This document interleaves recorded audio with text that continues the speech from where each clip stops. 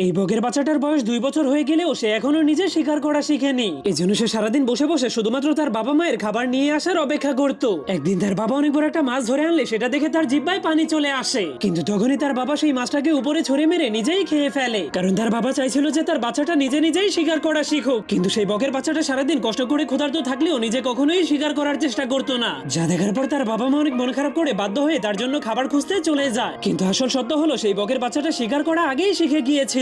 এজন্য তার বাবা মা তাকে একা রেখে চলে গেলেই সে পানিতে নেমে মাছ ধরে ধরে খেত। কিন্তু তবুও সে ইচ্ছা করে তার বাবা মায়ের সামনে শিকার না জানার অভিনয় করত, কারণ তার কোনো পরিশ্রম না করে তার বাবা মায়ের নিয়ে আসা খাবারগুলো খেতে অনেক ভালো লাগতো। কিন্তু একদিন তার এই আরামদায়ক জীবন হঠাৎ করে বদলে যায়, কারণ একদিন তার বাবা মা শিকার করতে গেলে নদীতে অনেক ভয়ঙ্কর তুফান শুরু হয়ে যায়। তবুও তারা সেই ভয়ঙ্কর তুফানের বাতাস এবং বৃষ্টির মধ্যে অনেক কষ্ট করে উড়ার চেষ্টা করে। এরপর তুফান থেমে গেলে বাবা সুরক্ষিতভাবে মাছ নিয়ে ফিরে আসতে পারলেও বাচ্চাটা তার মাকে কোথাও দেখতে পারছিল না। এজন্য বাবা জলদি করে শিকার করে আনা মাছটাকে ফেলে দিয়ে